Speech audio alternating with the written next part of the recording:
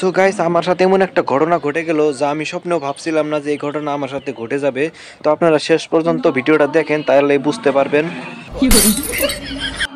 So guys, welcome to my new blog. তো আপনারা দেখতে পাচ্ছেন আমি এখন হাউলি আছি। তো ওই যে সামনে দেখতে পাচ্ছেন বড় একটা ঘর, তো ওখানে ড্যান্স প্রোগ্রাম হইতেছে, গান টান সব চলতেছে।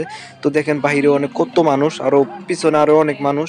তো আমি এদিকে দেখেন এটার ভিতরে ঢুকে গেছি, এটার জন্য হয়তো এই রাস মেলাটা সেরা। তো দেখতে পাচ্ছেন আমি এখন বাহিরে যাব। তো দেখতে পাচ্ছেন আমার সাথে একজন ছিল, তার নাম বলবো না। তো আপনি দেখতে পাচ্ছেন, আপনারা দেখতেই পাচ্ছেন। তো আমি এখন বাহিরে বের হয়ে গেলাম, গেটের বাইরে। তো গাইস, এই রাস মেলায় তো কোথায় কি প্রোগ্রাম হচ্ছে তো আপনাদেরকে দেখাবো। তো আপনারা দেখতে পাচ্ছেন অনেক মানুষ, অনেক অনেক মানুষ আসছে এই রাস মেলা দেখতে। তো আমিও অনেক দিন বাদে এসে গেলাম। তো দেখতে পাচ্ছেন এখানে অনেক মানুষ, আর এই সামনে দেখতে পাচ্ছেন কি সুন্দর মিউজিক দিয়ে সাজিয়েছে। আর এই যে দেখেন ভাইরা গার্লফ্রেন্ড নিয়ে যাচ্ছে, কিন্তু আমি এখনো সিঙ্গেল।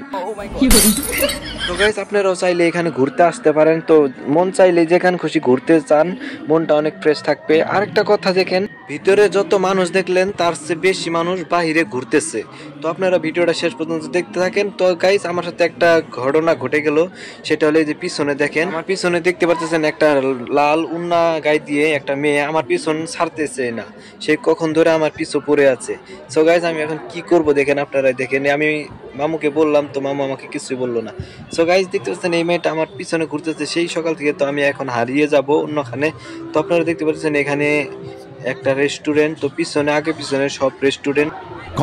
তো গাইস, আপনাদের প্রথমে বলেছিলাম বাহিরে অনেক মানুষ। তো দেখতে পাচ্ছেন এখানে চরকি ঘুরতেছে। সো গাইস, ওই দিকে দেখতে পাচ্ছেন দোলনা, নৌকা, অনেক কিছুই আসছে। তো আপনারা সবাই চাইলে দেখতে আসতে পারেন। তো দেখেন এখানে অনেক মানুষ, আমি এখন হাঁটতে পারতেছি না। সো গাইস, ওই যে পিছনে দেখেন অনেক মানুষ, এই যে এইদিকে দেখেন এই যে চরকি ঘুরতেছে। এখান থেকে পড়ে গেলে ডাইরেক্ট হসুর বাড়ি। আমার চিন্তা নাই, আমার কোনো হসুরও নাই, আমার হসুর মেয়েও নাই। আমার হসুরের মেয়ে জন্মের আগে মারা গেছে। সো গাইস, আজকের ব্লগটা তোমায় ভালো লাগলে লাইক কমেন্ট শেয়ার করে দিবেন, আর আমার ইউটিউব চ্যানেলটা সাবস্ক্রাইব করে দিবেন। ধন্যবাদ।